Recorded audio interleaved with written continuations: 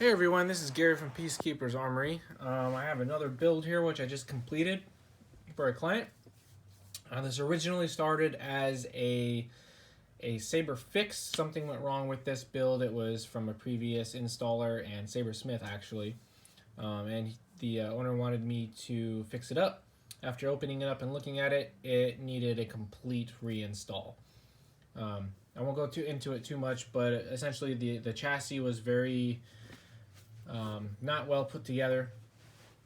It was a chassis disc set up with the CFX speaker glued into the pommel and a bunch of everything glued everywhere else. So I completely gutted the entire thing. We did agree on upgrading. Actually, we are now using a Profi or a Profi, however you say it, with a completely custom machined crystal chamber, machined by myself. So the hilt, as you see it on the outside, for the most part, is as it was when I got it, with a few changes that I'll go over right now.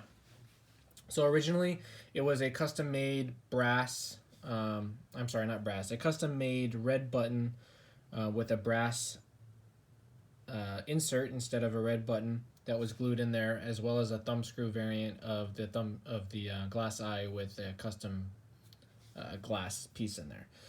So instead, I got a real red button, popped out the red button part of it, and then made a brass replacement for it, so it actually looks like the Scrapflex red button. And then we got a real glass eye replica, and I put some mesh in there to give it that more, I'll say unique, though it has been done before, obviously, but a nice brass accent for the rest of the hilt. So all the damage, weathering, and everything like that, leather wrap, all that was done by the previous creator, as well as the Soul's Hold. I believe it's a Soul's Hold TFU2 pommel. This originally was a push button switch brass with this plate over this damage. The owner really likes the scrap part of the Scrapflex, as if you put it together with a bunch of junk parts. In order for certain aspects of this chassis to work, I suggested that we go with a single button, which we did. So I just used an extra greebly I had to cover up the little hole that was in there, and there's a little tiny bit of shine through in the center, which you'll see later on. So that turned out really nice. The plate and everything was made by the previous owner. As I mentioned to the owner, when I was lathing down the threads on here, so the threads originally interrupt with the chassis, or I'm sorry, with the KR Sabers blade holder that's in here. They stick a little bit too far down, and it causes really mushy button presses. You couldn't thread it on all the way without always pushing down on the button, and it would grind on the cover plate for it. So I was lathing it down, and I went just a little bit too far, and it took off all the support for the spring clip, or the C-clip that goes in to hold everything inside the button. So right now, if you remove the button, unthread it, then the brass piece will fall out with the spring mechanism. I thought that was going to be an issue. However, it's not, because of the shelf that is in here on the upper portion of the blade holder. And this is just tall enough so that it won't fall all the way out. It'll just settle down in there once you remove the top half of the flash. So if the owner wants, I'm going to redo that, get a new button. But if he wants it, this works perfect. The feedback is absolutely perfect, spot on right now. It doesn't interfere at all with the sliding on and off of the chassis. Just have to do that one little extra step of flipping it over or pulling out the switch a little bit as you slide it on, as opposed to it automatically coming back. So other than that, everything on here works excellent. Works excellent. That doesn't really sound right, but I used it. Here is the blade holder, or I'm sorry, the blade plug that was originally made. I had to alter it a little bit due to a different blade holder being used before, so I just resized it so that it fits nice in here. It looks great. I like it as an alternative to the normal Scrapflex blade plug, you know, from the flash itself. So it looks nice for the Scrapflex variant of it. I'll go over this in a second. So I'm gonna pull this off, as Korg would say. So here's the glass eye, and then this just slides off. So here's the first part of the reveal. So the KR Sabers Deluxe blade holder, all weathered up. I opted not to use the longer greeblies because I didn't like that. I felt like they could just bend and snap too easily. Also, I just didn't like anything sticking out so far. So that's that, and that's where I got this Greavely from. Was one of the spares. It's not really a spare, but it is because I didn't use it. So there's the stock Custom Works NPXL pins right there. So the way this works is there's an inner core made out of aluminum that stretches from the speaker all the way up to right on that inside lip you can see there. So structurally, this is very sound in terms of pretty much everything else. The only downside is I could not make this part where this lip is very long without interfering with blade depth. So I made it, I believe, is about a 1/2 inch deep, and this blade holder is held on with this screw here, which is very small and ended up not being enough. Originally it was just this screw, so I added this second 440 screw. Now, and this is both of these are steel screws, so this blade holder is not really going to go anywhere. However, it's held on with this. It's held on with these two screws. The blade obviously goes in here, and the top half and the blade are held together by the thumb screw. So pretty much all the stress is on this part of the blade holder. So that being said, I do not recommend really even medium to heavy dueling on this. It's for playing around, swinging around. I never recommend any of my crystal sabers to do that, just because you wouldn't want to damage all the nice, pretty stuff on the inside. But I hit it pretty hard as I was willing to hit it on things in the house that I probably shouldn't have been hitting, and it didn't give or loosen or anything. So you should be fine. I just only recommend it for light, casual, choreography type stuff, or swinging and showing people off, or showing it off to people. So that's that. So like I said, there's an inner core that goes throughout this entire thing. This piece right here is a separate piece which is held on with these two brass screws. So the original design had this collar in here. Didn't quite work with the original piece, so I had the custom saber shop made a blank piece with this part being the widest. So the entire piece was from here all the way across, and then I chucked it up and lathed it to how it looks now myself. It has a single the single side over here has MHS threading, and the other side is just plain, such that it could slide over the inner core.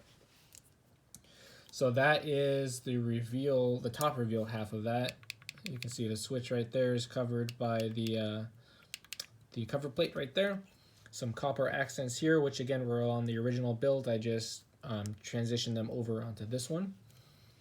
And let's see, anything else on the outside. So this was originally, it had a small screw into the hilt and then a nut on the inside. So that doesn't really work with the build that we did. So I replaced them with these brass screws, 3 of them, because the original one screw was this one right here, strangely enough. So I used the 2 original cobalt holes here, and then I put a 3rd one there. So this ain't gonna go anywhere. This will stay on your belt as long as your belt is on you. And then it's sanded flush on the inside.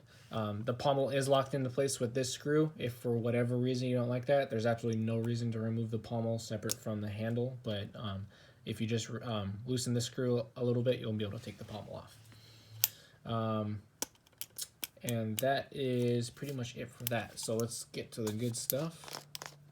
Here is the main reveal.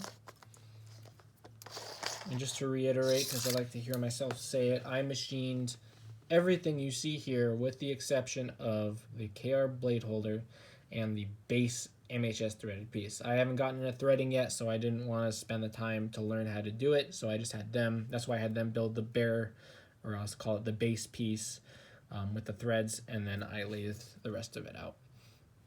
So I designed and 3D modeled everything in Fusion 360 before getting to any machining. Got the approval from the owner for the design, and he had a couple of changes here and there, which I happily added or altered.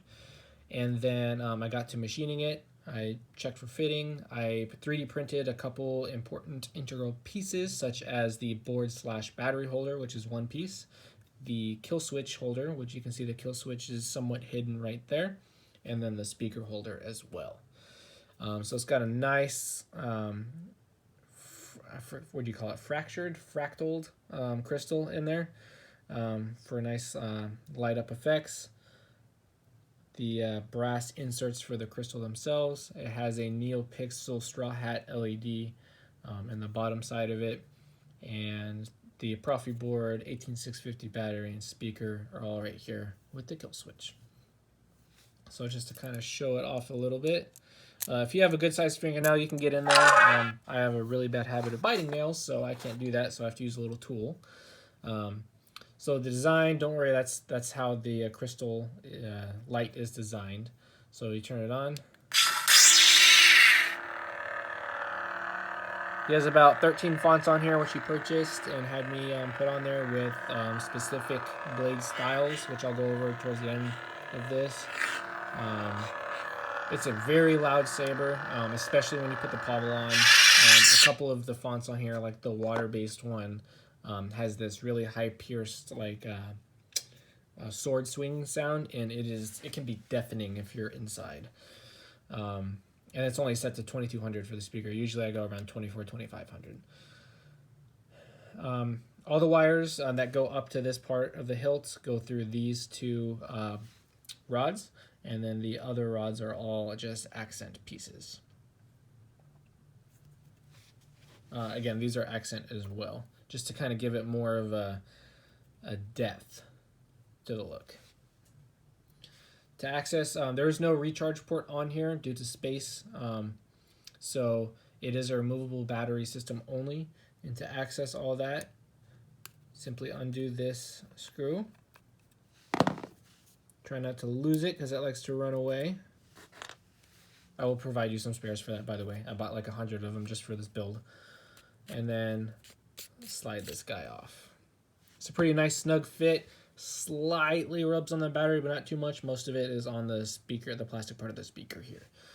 So there you can see the board, kill switch, throw that guy off. You do need a specific, it's designed specifically for this size USB, so I will provide the link for that to you. If you have one that fits, great. This is the one that I have that fits. The other one that I normally use is just a little bit thicker on the back end, so it can't quite get in there. So you have access to everything there. And then again, the removable battery, just kind of roll it a little bit and it'll come off. This tape on here is simply to protect the wires underneath. There's the speaker wire and the negative battery wire that goes in this channel, and they like to get tangled up. So to keep them flat, I just have that speaker or that little piece of electrical tape down there. So if it comes off, it's not a big deal, but try to keep that on there to avoid tangling and pinching the wires underneath. In order to fit the board and the battery this close to each other, there's a very thin piece of, I think this is like one layer, maybe two, of plastic right here to cover it, to make it look nice. You can see the wires right there a little bit. So there's not a whole lot of room there, but I made it work, and it looks and functions exactly as it's intended. So you can see the wires going up into their respective piping. So, oh, and this is my battery cover that I had made. So that looks awesome in this build too, especially with all the weathering. It really gives it that extra look. So make sure you line up these two holes. Kind of shimmy it on there.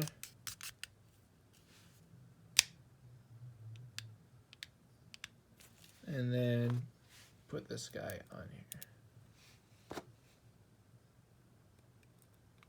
You want to use the biggest sized screwdriver you can for this screw, simply because it is a brass screw. So if you use one that's too small and you over tighten it, it will damage the slot for it, and you don't want that. That should be the only screw you ever have to do. These obviously can't come off, but you don't want to do that because this is on there and there's wires that go up to the switch, and you just don't want to mess with those.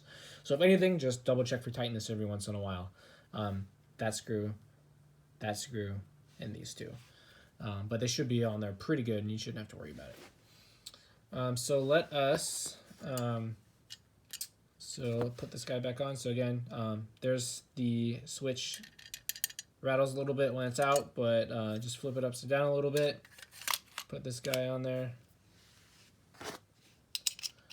Lock this as tight as you can with your fingers. You don't want to use a tool because then you might wreck the threads, and then that's not going to go anywhere. So there is the main version of the reveal. So let's get the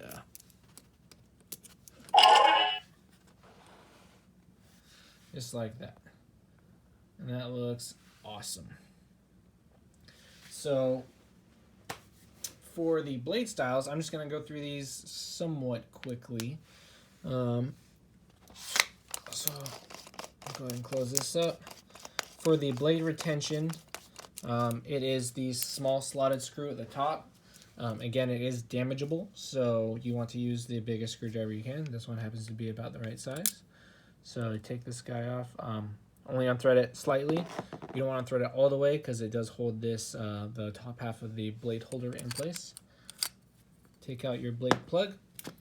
I only have 7/8 inch blades, but I do have one with a 1 inch adapter. So I'm going to use that guy for right now. Plug that guy in. Tighten that. It's not going anywhere. And then you can turn this, let's do that. Turn this guy on.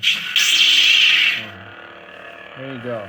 I personally really enjoy the 7/8 inch blade in really any hilt, but specifically this one, because it's kind of hard to get on camera, but it just has that gap in there that just makes it look like the beam is passing through the collar, or the bunny ears, which looks really good. But obviously 1 inch will work just as fine and give it that little bit of a thicker blade. So I'm going to try and get the blade styles in here for the owner because they're very specific. Ooh, look how beat up this is. Because they're very specific as to what they wanted.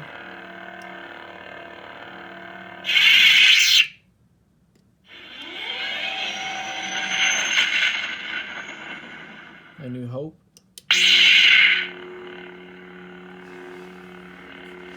And to get that shine through, you can see it right there. Very subtle, but very nice.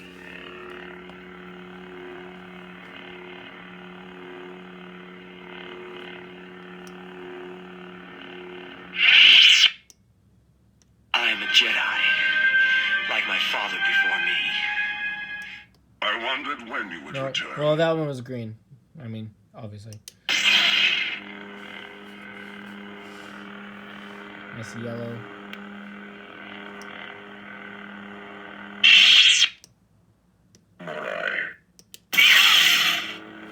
Looks, it's an amber orange color.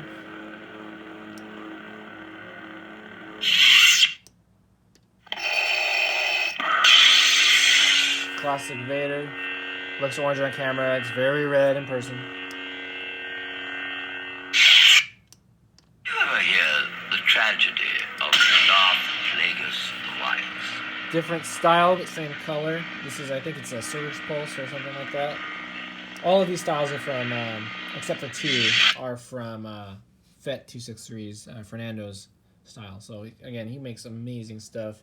Makes it very easy for an installer to get what the customer wants. This is from CFX. Purple actually looks very surprisingly good on this hilt. I can dig it.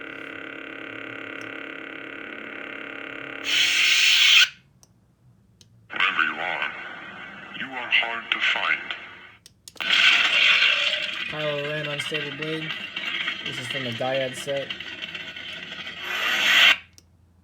You're hard to get rid of. And then Rey's alternate version.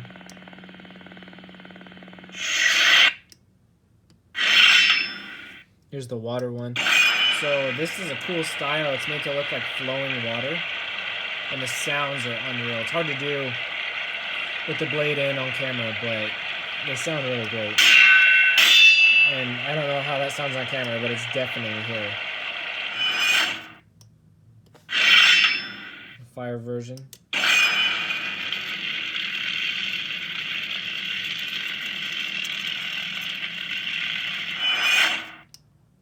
Knights of the Old Republic. Holocron meditation. The Holocron free font that was on the TRA. So this one's pretty cool. A Jedi must ever be seeking knowledge. Has a bunch What of... is it you wish to know? Shut up. It has a bunch of quotes, and it's kind of a meditation sound. The path of the light is a difficult one to walk. We might not even see the shadows until we're surrounded and can never find our way back. And there's a bunch of those. I'm not going to go through them all, but that's pretty cool. May the force be with you.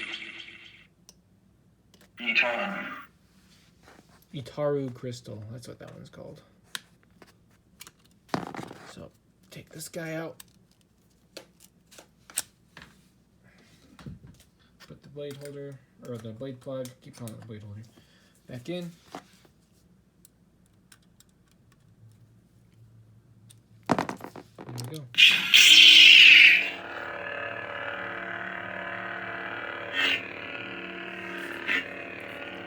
So yeah, that's it. This is a very fun, challenging build. I look forward to doing some more this level. I know I got that Blind Night coming up soon-ish, hopefully. That'll be going up for sale. I know a lot of you are interested in.